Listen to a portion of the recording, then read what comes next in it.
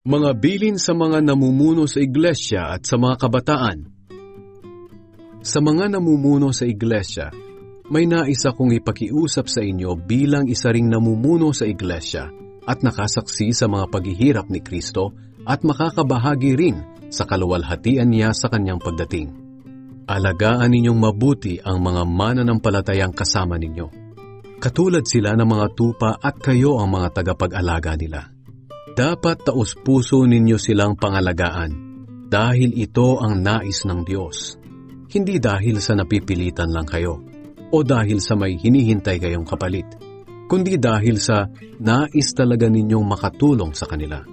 Huwag kayong maghahari-harian sa mga mananampalatayang ipinagkatiwala sa inyo upang alagaan, kundi maging halimbawa kayo sa kanila.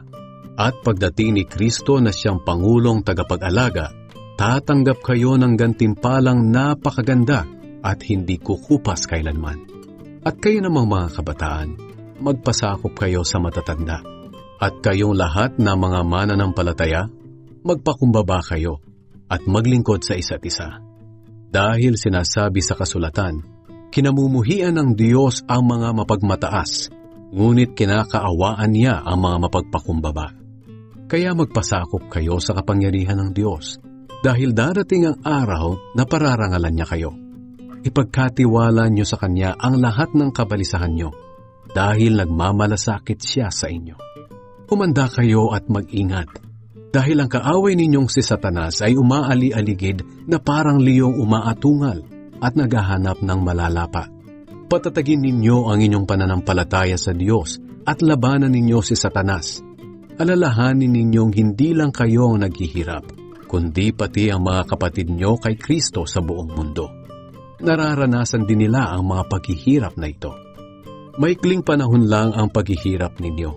Pagkatapos nito, tutulungan kayo ng Diyos para maging ganap ang buhay ninyo. At siya rin ang magpapatatag at magpapalakas sa inyo, dahil siya ang pinagmumula ng lahat ng pagpapala. Pinili niya kayo upang makabahagi rin sa walang hanggang kaluwalhatian niya, sa pamamagitan ng pakikipag-isa ninyo kay Kristo. Purihin siya sa kapangyarihan niyang walang hanggan. Amen. Isinulat ko sa inyo ang maikling sulat na ito sa tulong ni Silvanus. Kapatid natin siya kay Kristo at talagang mapagkakatiwalaan. Napalakas ko sana ang inyong loob sa pamamagitan ng sulat na ito at napatunayan ko ang kabutihan sa atin ng Diyos. Manatili kayo sa kabutihan niya. Kinukumusta kayo ng mga mananampalataya sa Babylonia. Katulad nyo, mga pinili rin sila ng Diyos na maging mga anak niya. Kinukumusta rin kayo ni Marcos na itinuturing kong anak. Magbatian kayo bilang magkakapatid kay Kristo. Sa inyong lahat na kay Kristo, sumainyo nawa ang kapayapaan.